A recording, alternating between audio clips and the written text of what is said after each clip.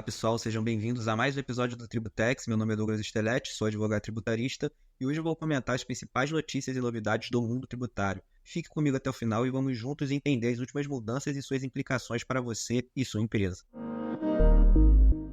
A última quinzena foi bem movimentada no meio tributário. Eu não poderia deixar de iniciar o episódio do podcast com o julgamento do Superior Tribunal de Justiça realizado pela segunda turma, que confirmou a aplicação da prescrição intercorrente administrativa nos casos aduaneiros. A segunda turma, ao julgar o RESP 2002-852 de São Paulo, confirmou o entendimento que já havia sido proferido pela primeira turma, ao julgar o RESP 1999532 do Rio de Janeiro, e aplicou a prescrição intercorrente administrativa prevista na Lei 9873/99 aos processos em que estavam sendo discutidas a aplicação de multas aduaneiras. Embora não seja um caso tributário, a gente esteja em um podcast tributário, para quem não sabe, o direito aduaneiro e o direito tributário são muito próximos, principalmente no momento de se interpretar as normas aplicáveis. Muitas vezes o Código Tributário Nacional é aplicado por não haver uma norma específica relacionada ao direito aduaneiro em si. E o que estava sendo discutido ali era justamente se as multas aduaneiras se enquadravam no conceito de processo administrativo fiscal tributário ou não, porque se fosse um processo administrativo de natureza tributária, e a gente defendia, eu digo a gente porque eu tive a oportunidade de trabalhar no leading case da primeira turma, e a gente defendia que não existe procedimento de natureza tributária. O que tem a natureza tributária é o crédito. Então, se o crédito, por mais que esteja sendo julgado no curso de um processo administrativo fiscal, o crédito não possui uma natureza tributária, ele não pode ser enquadrado na restrição que a Lei 9873/99 trouxe, que era justamente a de não aplicação do prazo prescricional na esfera administrativa aos procedimentos de natureza tributária. Então, aparentemente, com essa decisão da segunda turma, o STJ chega a um consenso entre turmas. É claro que isso pode ser reanalisado no futuro, mas a gente fica na esperança que o entendimento seja sedimentado e após esses julgamentos, tanto da primeira e da segunda, já começam a surgir decisões não conhecendo dos recursos da Fazenda Nacional e aplicando então a prescrição intercorrente aos casos de multa aduaneira. E parece que os recentes julgamentos do STJ sobre a prescrição intercorrente administrativa em matéria aduaneira abriu os olhos do judiciário também para que seja possível a aplicação da prescrição intercorrente administrativa em matéria tributária. Isso mesmo, acabei de falar que a Lei 9873 possui uma vedação à aplicação desse instituto aos procedimentos de natureza tributária, mas recentemente o Valor Econômico noticiou uma decisão do TRF1 que aplicou o Instituto também para um crédito tributário. No caso, estava sendo discutido o imposto de renda. Mas, obviamente, que a oitava turma do TRF1 não utilizou a Lei 9873 como fundamento para a sua decisão. Foram utilizados argumentos constitucionais, inteligência de dispositivos do CTN, feitas analogias, porque não há uma previsão legal expressa dizendo que há a possibilidade de ocorrência de prescrição intercorrente no processo administrativo tributário. Então, foi necessário que a oitava turma fizesse essa engenharia de pensamento. Porém, embora tenha havido esse entendimento isolado, acho difícil que essa decisão se sustente nos tribunais superiores. Mas vale a pena ficar atento para eventual guinada na jurisprudência em relação às matérias tributárias. Mas é importante deixar claro que uma coisa são as multas, uma coisa são as multas aduaneiras e outra os créditos tributários. Todas as vezes em que tentou equiparar um a outro, o desfecho nunca foi favorável ao contribuinte. Então, que se tenha ciência que o direito aduaneiro é diferente do direito tributário. Não adianta pegar as mesmas ferramentas argumentativas, porque a essencialidade dos créditos é totalmente diferente. Os fundamentos de cada um são totalmente diferentes. Então, vale a nota, mas fiquem atentos. Vale lembrar que no âmbito do CARF, Conselho Administrativo de Recursos Fiscais, permanece em vigência a súmula 11, que diz que a prescrição intercorrente administrativa da Lei 9873 não se aplica aos processos administrativos fiscais. E eles colocam tudo no mesmo bolo, seja crédito tributário ou aduaneiro.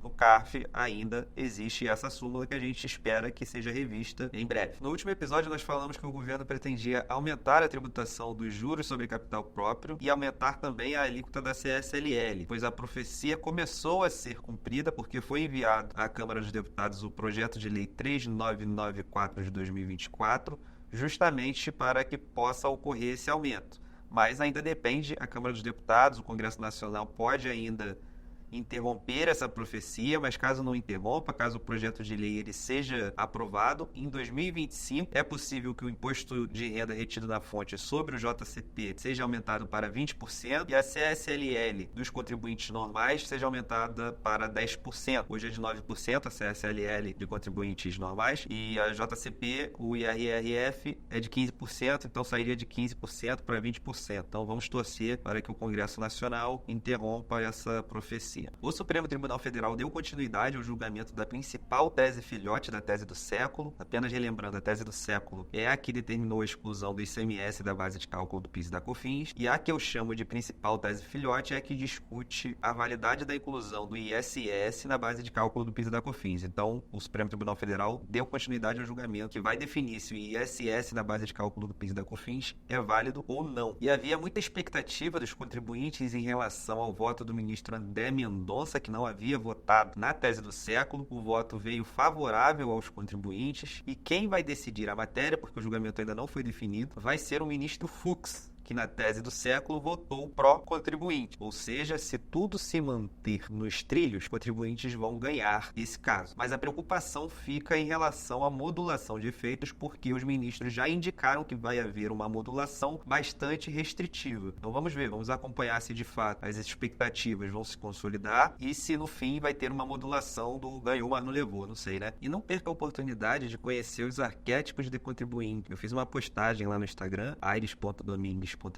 trazendo a visão de Klaus Teipp, me desculpe se eu estiver falando errado, mas alemão não é o meu forte, mas em que ele define alguns tipos de contribuintes de acordo com as expectativas desse contribuinte, como ele enxerga o sistema tributário, qual é a moral por trás do que esse contribuinte acha que é pagar tributo. E eu li sobre essas definições no livro recentemente lançado pelo professor Sérgio André Rocha, Fundamentos do Direito Tributário Brasileiro, que eu super recomendo, e fiz uma postagem lá no Instagram bem interessante. Se você é contribuinte, em qual daquelas definições você se encaixa? E se você é advogado, de repente é interessante até para você definir com qual tipo de contribuinte você prefere trabalhar, até para definir se o cliente que você tem na sua carteira vale a pena. Você prefere o homem econômico, os barganhistas, os desgostosos com o Estado, os liberais, o ilusor fiscal linguístico, os inexperientes ou os sensíveis à justiça? Corre lá, vê, curte, compartilha, salva, comenta, imprime, coloca na estante, é super legal. Valeu? Através da Lei das Subvenções, Lei 14.789 de 2023, a União alterou o regime de tributação dos incentivos de ICMS pelo IRPJ, CSLL, PIS e COFINS e passou a conceder um crédito fiscal atrelado a esses benefícios. A lei por si só já é questionável e está sendo discutida judicialmente pelos contribuintes. Mas além disso, foi editada a IN 2214 de 2024, em que a Receita veda a remuneração desses créditos, ou seja, o contribuinte não vai poder atualizar pela Selic esses créditos. Então,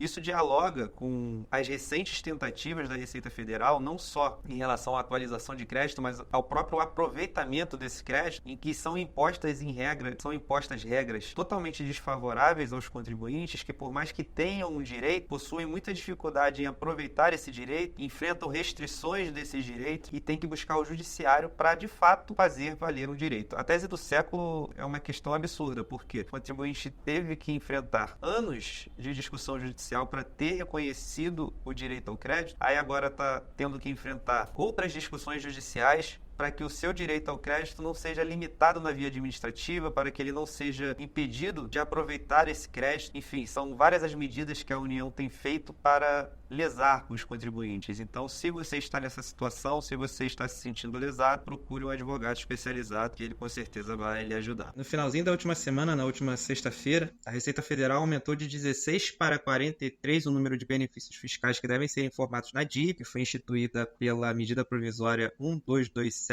de 2024, regulamentada pela Instrução Normativa 2198 de 2024, e que agora foi novamente alterada para fins de alargamento do rol de benefícios que devem ser informados pela Instrução Normativa 2216 de 2024. Se você possui algum benefício fiscal, algum incentivo, fique atento, porque se na primeira oportunidade o benefício que você possui não estava no rol, pode ser que ele tenha sido incluído. São 27 novidades. E a dica do episódio vai para as pessoas que possuem 2 empregos, assim como o Júlio do Todo Mundo Odeia o Chris, ou presta serviços para 2 empresas como pessoa física e recebe valores de fontes diferentes. Caso essas fontes não se comuniquem e a soma dos valores supere o teto da Previdência, da contribuição previdenciária ao INSS, pode ser que haja uma diferença restituível justamente sobre o excedente desse teto. Para quem não sabe, a contribuição previdenciária da pessoa física no regime geral da Previdência Social, ela está limitada a um determinado valor. Então, se, por exemplo, você recebe 5 mil de uma fonte pagadora e 5 mil de outra, não há essa comunicação, haverá retenção devida por cada fonte sobre 5 mil. Só que se você soma, esses rendimentos vai superar o teto da Previdência. Então, você tem o direito a restituir o excedente.